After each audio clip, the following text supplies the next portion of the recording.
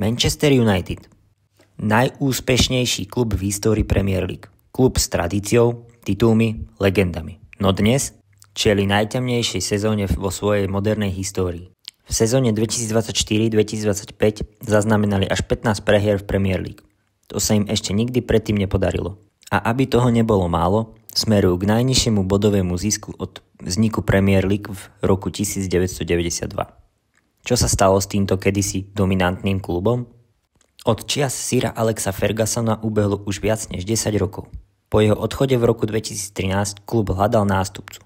Niekoho, kto by vrátil United na vrchol.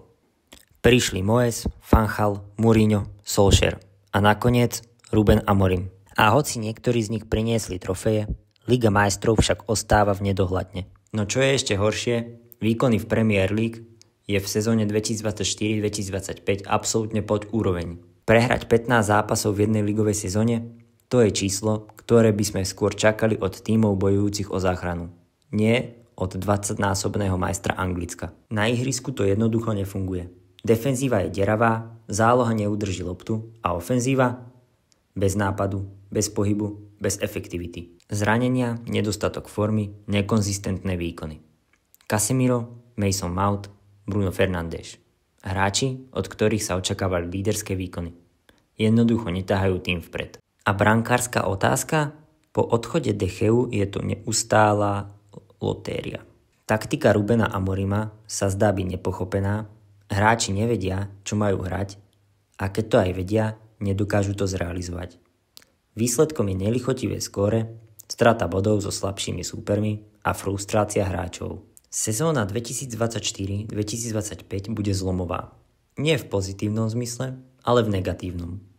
Ak Manchester United nezíska aspoň 7 bodov v posledných kolách, zakončí sezónu s historicky najnižším počtom bodov od založenia Premier League. Doterajší najhorší výsledok bol 58 bodov, no v tejto sezóne môžu skončiť dokonca pod hranicou 50.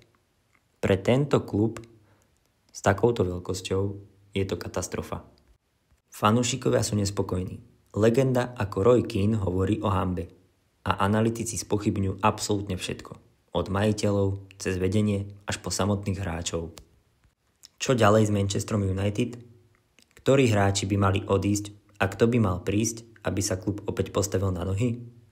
Jedno je isté. Fanúšikovia si zaslúžia viac. A United si nemôže dovoliť ďalší ročník plný prehier, zlyhaní a trapasov. Toto nie je len o jednej sezóne. Toto je signál, že klub sa musí zásadne zmeniť. Inak sa zmena Manchester United stane len historická spomienka na časy slávy. Napíš svoj názor do komentárov. Je Ruben Amorim stále ten pravý tréner? A kto je podľa teba najväčší viník v tejto katastrofálnej sezóne? Nezabudni dať like, odber a vidíme sa pri ďalšom futbalovom videu.